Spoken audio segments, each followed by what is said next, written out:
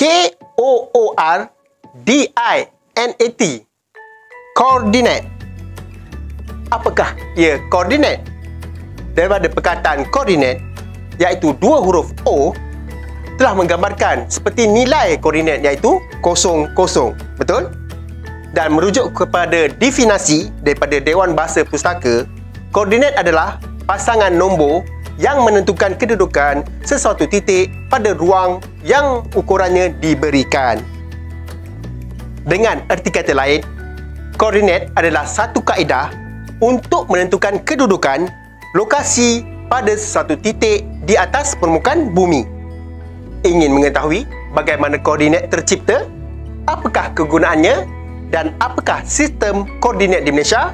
Bersama kami akan kongsi.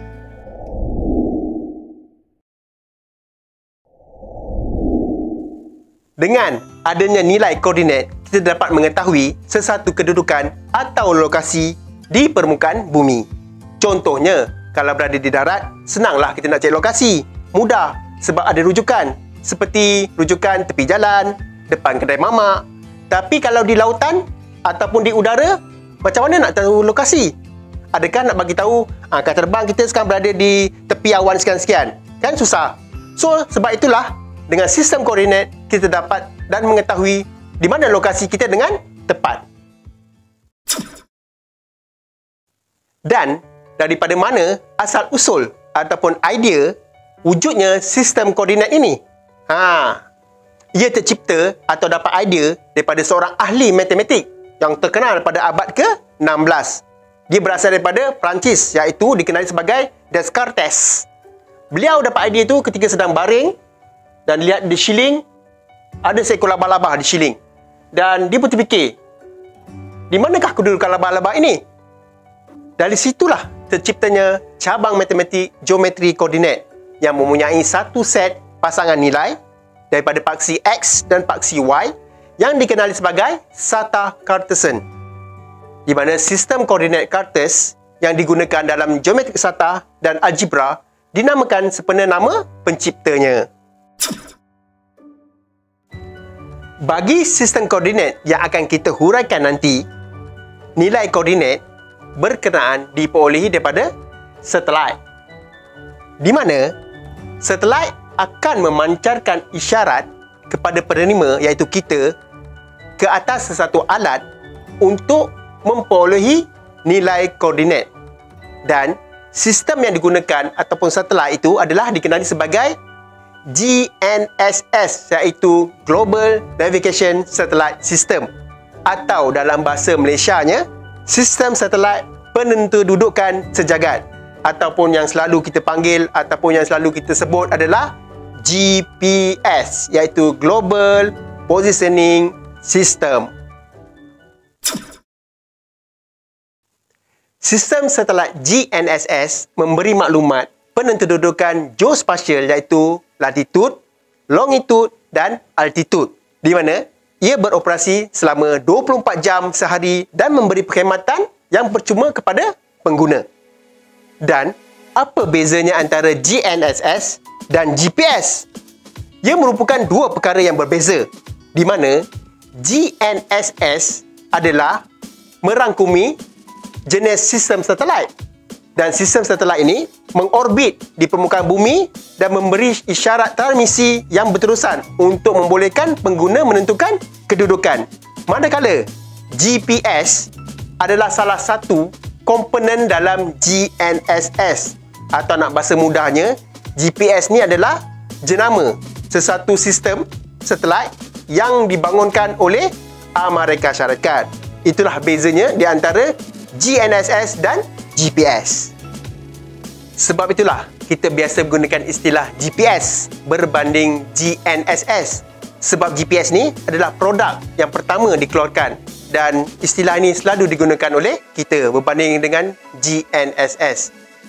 Dan pada mulanya, GPS direka untuk tujuan ketenteraan yang dibangunkan oleh Jabatan Pertahanan Amerika Syarikat bagi mengendalikan sistem pensasaran peluru perpandu semasa perang.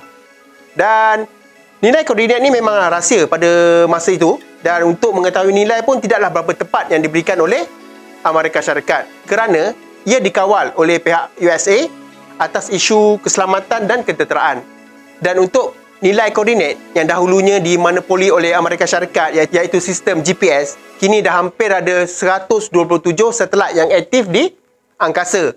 Antaranya adalah seperti GPS iaitu daripada Amerika Syarikat ada 30, daripada Galileo iaitu daripada Kesatuan Eropah, daripada GLONASS iaitu daripada Rusia, BeiDou daripada China dan ada juga daripada Jepun, QZSS.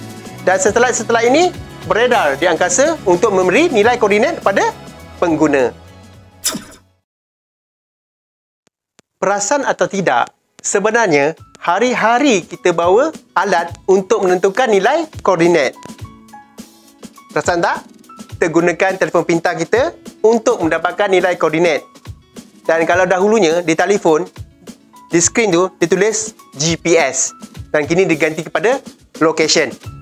Dan sama juga dalam aktiviti harian kita seperti pengangkutan bawa kereta, kan? Kita nak pergi ke mana sesuatu tempat, kita gunakan GPS ataupun gunakan sistem Google Map, Garmin, Waze dan sebagainya untuk mengetahui sesuatu tempat. Manakala kalau nak pergi kenduri pun, kalau kita dapat jemputan, kad jemputan ada tertera nilai koordinat dan boleh kita mengetahui lokasi sesuatu majlis kenduri dan sebagainya. Mudah bukan? Sama juga dalam kita jogging, di mana kita beriadah. Di dalam ni pun ada koordinat di mana dia mengetahui jarak, boleh mengetahui masa kita lari dan sebagainya, gunakan dengan kiraan dalam nilai koordinat. Begitulah kegunaan semasa untuk nilai koordinat. Manakala dalam kerja-kerja pengukuran pemetaan, penggunaan nilai koordinat itu adalah amat penting bagi menentukan sesuatu kedudukan lokasi di permukaan bumi. Dalam sistem koordinat, unjuran adalah satu perkara yang ditekankan. Mengapa?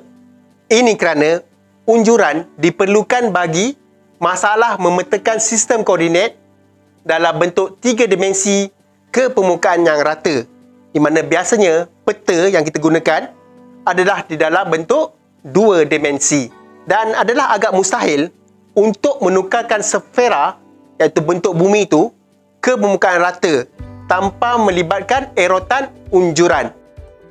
Dan di sini nyatalah bahawa bumi itu bulat. Bumi bulat, kita selalu menggambarkan bumi sebagai sfera, betul? Dan kalau dilihat dengan teliti, ianya kelihatan seperti telur. Sementara permukaan bumi adalah seperti permukaan kentang, di mana ia tidak rata disebabkan ada unsur graviti ataupun joid. Untuk memberi gambaran yang mudah berkenaan dengan bumi, saya akan ambil contoh sebiji buah limau yang kita anggap dia adalah bumi bulat, sfera. Dan kita akan tandakan X sebagai titik koordinat ataupun di mana kita berada, dan kita akan buat unjuran daripada buah limau ini. Di sini kita akan bayangkan sebiji buah oren sebagai bumi, di mana kita akan cuba kupas untuk jadikan hamparan seperti sebuah peta agar mudah untuk dilihat seluruh permukaan buah oren ini. Dan setiap hamparan ataupun bentuk kupasan kita ini akan berbeza-beza mengikut kaedah yang kita kupas atau kopek untuk buah oren. Sebab itulah unjuran ini ada beberapa jenis dan ia mengikut jenis atau bentuk kupasan bumi itu sendiri. Unjuran pemetaan topografi di Malaysia adalah menggunakan sistem bentuk benar serong ditepati atau dikenali sebagai RSO. Dan kerja-kerja kadastra pula menggunakan kat sini. Dan kedua-dua sistem unjuran ini menggunakan Ellipsoid Modified Average sebagai rujukan. Unjuran peta di Malaysia. Di Malaysia, pembinaan dan pengeluaran peta rasmi telah dipertanggungjawabkan kepada Jabatan Ukur dan Pemetaan Malaysia ataupun JUPEM, di mana banyak peta berskala kecil yang meliputi seluruh negara dan negeri dikeluarkan oleh JUPEM. 3 unjuran peta yang lazim iaitu Sistem Koordinat Geografi iaitu Lat Long, Cassini-Solder dan RSO. Berikut adalah jenis-jenis koordinat di mana ia terbahagi kepada 3 iaitu koordinat geodetik, koordinat planar iaitu berkaitan dengan peta dan koordinat celestial. Ia berkaitan dengan koordinat astronomi. Bagi koordinat geodetik, ia pula terbagi kepada dua, iaitu sistem koordinat Cartesian, manakala yang satu lagi adalah sistem koordinat geografi. Sistem koordinat geografi merupakan garis lintang dan garis bujur sebagai sistem koordinat segi empat bujur. Ia merupakan sistem seluruh dunia yang sejagat. Sejak tahun 1948 lagi, sistem rujukan koordinat yang digunakan bagi aktiviti pemetaan dan ukur kadastra adalah merujuk kepada Malayan Revised Regulation 1948 atau dikenali sebagai MRT 48 dengan Bukit Kertau sebagai titik asalan iaitu origin di Semenanjung Malaysia. Dan datum bagi rujukan geodetik bagi sistem ini adalah datum Kertau yang menggunakan Elisord Modified Average Kertau. Manakala bagi Sabah dan Sarawak serta Labuan, ia menggunakan sistem rujukan koordinat Borneo Triangulation 1968 atau dikenali sebagai BT68 dengan Bukit Timbalai dijadikan sebagai titik asalan. Dan rujukan geodetik bagi BT68 adalah datum Timbalai yang menggunakan Elisord Modified Average Timbalai. Baiklah, kita tengok latar belakang bagaimana era teknologi atau sistem koordinat yang digunakan. Ia bermula pada tahun 1980-an di mana teknologi GNSS bagi kerja-kerja ukur dan pemetaan Malaysia digunakan. Manakala JUPEM telah menghasilkan sistem-sistem rujukan koordinat dengan menggunakan teknik Global Positioning System GPS iaitu dikenali sebagai Peninsular Malaysia Geodetic Scientific Network atau dikenali sebagai PMGSN 94 pada tahun 1994 bagi Semenanjung Malaysia. Dan ia diikuti dengan EMG SN97 pada tahun 1997 bagi rangkaian kawalan geodetik di Sabah, Sarawak dan Labuan. Seterusnya, pada tahun 2003, kerangka rujukan geodetik GPS pasif telah diperkukuhkan bagi menghasilkan Malaysia Primary Geodetic Network. Antara tahun 1998 dan 2008, JUPEM telah membangunkan rangkaian GPS atau GNSS aktif yang dikenali sebagai MAS iaitu Malaysia Active GPS System iaitu di antara tahun 1998 hingga 2001 dan seterusnya diikuti dengan penubuhan Malaysia Real Time Kinematic GNSS Network ataupun dikenali sebagai MyRTKnet iaitu di antara tahun 2002 dan 2008. Dan selanjutnya, untuk seragamkan atau memenuhi tuntutan semasa iaitu agar satu sistem rujukan global yang bersifat geosentrik pada tahun 2003 iaitu 26 Ogos, JUPEM telah melancarkan datum rujukan geodetik baru yang seragam bagi kerja-kerja ukur dan pemetaan di Malaysia. Ini dikenali sebagai GDM 2000 ataupun Geocentric Datum of Malaysia. GDM 2000 di mana ellipsoid rujukan adalah Geodetic Reference System 1980 ataupun GRS 80 dan titik asalan bagi sistem-sistem rujukan koordinat yang berasaskan GDM 2000 ini adalah di pusat jisim bumi. Itu geosentrik di tengah dia. Bagaimanapun, sistem rujukan GDM 2000 ini telah mengalami anjakan signifikan berikutan berlakunya gempa bumi besar di Indonesia pada tahun 2004 dan 2005. Dan sebab itulah datum ini telah disemak dan dihitung semula dan terhasillah GDM 2000 pada tahun 2009.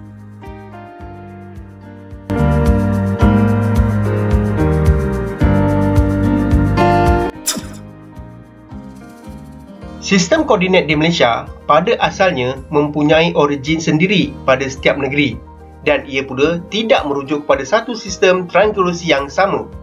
Perhitungan dan pemetaan untuk kerja-kerja kadastra adalah berdasarkan unjuran Cassini yang dihitung di atas 3 sistem triangulasi iaitu sistem Repsol, sistem Perak dan sistem ASA. Sistem triangulasi yang berbeza digunakan untuk negeri-negeri yang berlainan. Terdapat 10 sistem koordinat Cassini di seluruh Malaysia pada ketika itu. Pada tahun 2003, pertukaran kepada satu sistem yang seragam telah dilaksanakan. Ia memudahkan pertukaran data dalam disiplin geometrik. Sistem seragam berkenaan adalah Geocentric Datum of Malaysia iaitu GDM 2000. Ia merupakan sistem rujukan datum tunggal yang dapat mengelak daripada keperluan menjalankan proses transformasi kompleks yang menyebabkan penurunan ketepatan dan kejituan bagi produk ukur dan permetaan. GDM 2000 adalah memenuhi tuntutan semasa dengan merujuk satu datum rujukan global yang bersifat geosentrik, di mana di peringkat global ataupun antarabangsa, sistem koordinat yang dirujuk adalah WGS 84 iaitu World Geodetic System.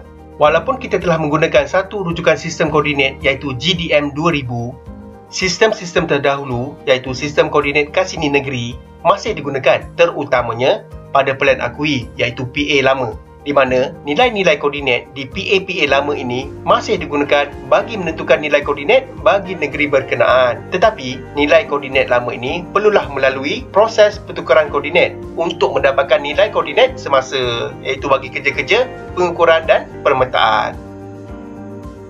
Begitulah seberengkas mengenai koordinat, di mana ia merupakan satu kaedah untuk menyatakan kedudukan lokasi pada sesuatu titik di permukaan bumi. Sekian saja daripada saya. Sekian, terima kasih.